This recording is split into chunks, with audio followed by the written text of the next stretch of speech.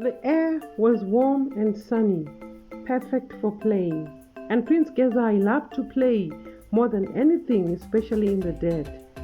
He would spend his whole day outside, inventing magnificent adventures. When he finally went home, his clothes would be covered in thick brown mud, and his face would be dusty and smudged. All the village children loved playing with Gezai because he was a kind prince who always tried his best to fit in. He wanted to be just like them. His father, King Choto, bought him a shiny new bicycle, but Gezai would hide it in a secret spot in the forest so his friends wouldn't see him arrive. His mother, Queen Shamai, bought him many expensive leather shoes, but he would sneak them off and hide them behind a big thorny bush just so he could run and play barefoot. A boy from the village saw Gezai's secret, and every time Gezai hid his shoes, the boy would sneak over and take them. Gezai would come back to the palace and cry because he knew how angry his mother would be. The queen was always disappointed. "Gezai," she would shout, her voice filled with sadness. "You don't look like a prince at all. You look just like a poor boy from the village. Where are your shoes?" "I truly don't know, Mama," Gezai would answer. "I left them in my secret bush, but they were gone when I went back." The queen, scared that important visitors would see her muddy son, would quickly rush him away. "Go and bathe now! Hurry, before anyone sees you!" Gezai would hurry into the beautiful royal bathroom to wash up so he could finally eat his dinner. The queen stood right behind the door, listening to make sure he was bathing. But Gezai was always in a rush to go back to his day. When he came out, there was still white soap in his hair, a little bit of grime on his face, and his legs were only halfway clean. Brown mud still streaked the soapy water in the tub. "Gezai, this is not good enough!" the queen cried. "Go back at once. Look at your hair, your face, your legs. Why do you want to shame me?"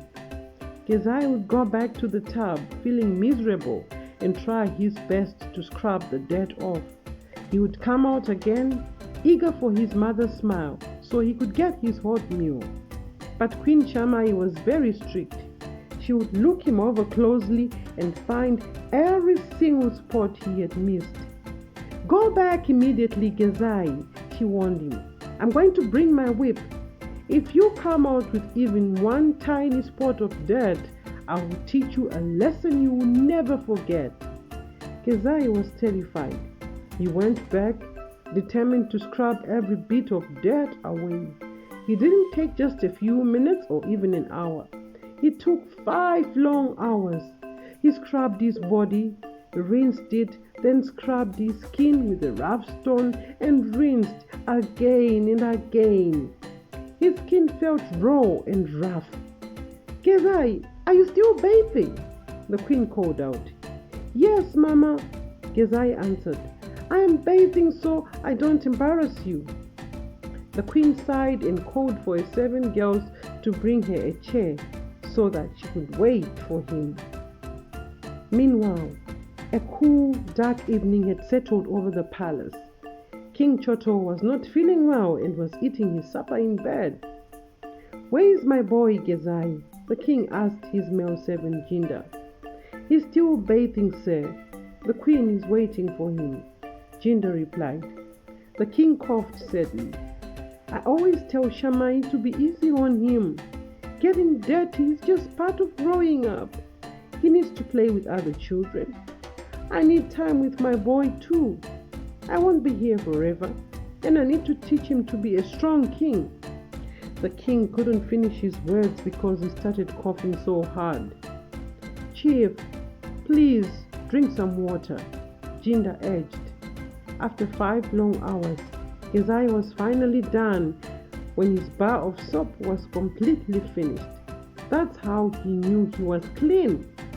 When he came out, his skin was red, dry, and irritated from all the scrubbing, but he smelled very, very soapy. The queen didn't notice his sore skin. She was only happy that he was finally clean. Gezai sat down to eat his meal alone at 11:30 p.m. that night, with only the silent servants watching him. After eating, he went to check on his father, but the king was already sleeping. Gezai felt so sad. He missed talking to his dad, who always showed him love and told him it was okay. It was the love he didn't get from his mother, the queen.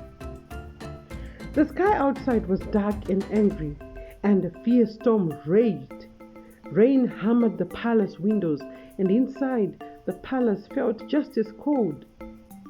King Choto was coughing terribly in his royal bed. He was fading fast.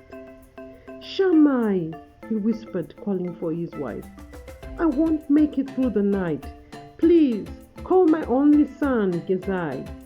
Queen Shamai stood tall and cold. Your Royal Highness, Gezai is not fit to see the king right now. He's too dirty and is still bathing. The king sighed, too weak to fight. "I have no energy for this, my wife. You know my wish. Gezai will rule, not you. My loyal servant Jinda is here beside me as a witness." He looked at Jinda, who was weeping quietly nearby. "Jinda, please tell Gezai to be kind to his people. Tell him to spend more time leading and protecting them than bathing. His playdays taught him how to be a good friend, and now it is time for him to rule kindly." The king reached for his hand. "Please give him this signet ring. It will always remind him that I love him very much, and he must love his people just as much, and be willing to give up everything for them." King Choto looked at his wife, his eyes filled with sorrow. "Shamai, you made me choose between my life and a terrible attack from our powerful enemies. You married me only because you wanted to steal our kingdom with your greedy brother, King Torai." He started coughing so hard he couldn't breathe. "Stop it, Choto! That is enough!" Queen Shamai screamed, her face red with anger. King Choto stopped coughing. Slowly, he closed his eyes and was still. Jinda rushed to hold his wrist and knew immediately that the king was gone. "My king! My king!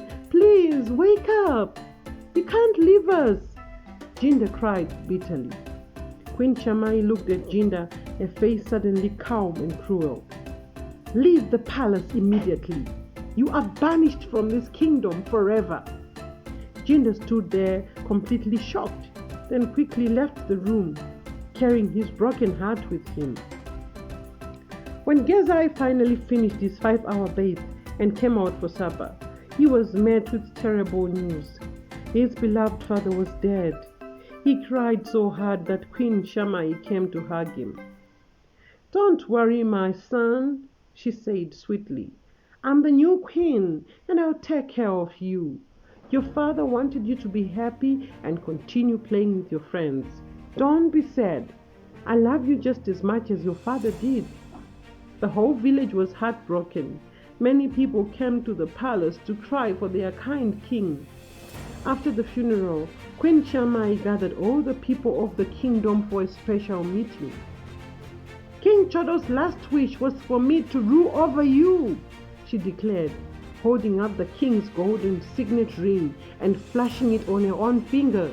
"So from now on, I'm the queen, and you obey me and only me." The people were shocked and started whispering, "What? We thought the king wanted his son, the prince, to take over." "If I hear any more whispering, you will be thrown out of the kingdom or sent to prison," she shouted. Gezai was not at this meeting because his mother had sent him off to bathe. A few weeks later, life was very hard for the villagers. The queen never listened to their problems. She demanded that every family give the very best of their food to her. Her brother's soldiers would come and take all the grains, vegetables, and jewelry back to their own kingdom. She forced the men to spend their time making weapons, spears, bows, and arrows, only for her brother's army to take them away too. When Gezai went to play, he noticed many of his friends were now wearing shoes. They were shoes that looked just like the many pairs he had lost. Gezai, there is a kind person who is giving away shoes in the village, a boy named Muta said happily. Over 100 children have a pair now. Why don't you wear shoes, Gezai? You can have mine. No, thank you, Gezai smiled. I love playing in the mud because I have to wear shoes all the time at home. He was secretly so happy that his strange habit was helping the poor children. He decided he would keep doing it. Then a brave boy named Anoda stepped forward. Prince Gezai, he pleaded. Besides the shoes, people are starving and working so hard for nothing. Please talk to the queen to make things easier for us. Don't worry, my friend, Gezai promised. I will talk to her. When he got home and tried to tell his mother about the village's problems, she immediately punished him. You are punished for talking silly stories. I'm giving you 2 bars of soap and another 2 bars of soap. That is 4 bars of soap. And you will bathe until tomorrow morning. You will not eat anything until then. Gezai was very sad, but he obeyed. Instead of scrubbing himself raw, he stood at the sink and let the 2 plus 2 bars of soap melt away under the running water. His skin was already dry and covered in tiny bumps because he had been bathing for so long every day. He knew all the water and soap was hurting his skin. He started to realize that something was very wrong. His mother was sending him away to bathe for longer and longer times, especially when she was busy outside in the courtyard, making decisions about the kingdom. He could sense she was trying to keep him away from everything. One afternoon, as Gezai was happily playing with his friends, a familiar figure suddenly sprang out from behind a thick bush.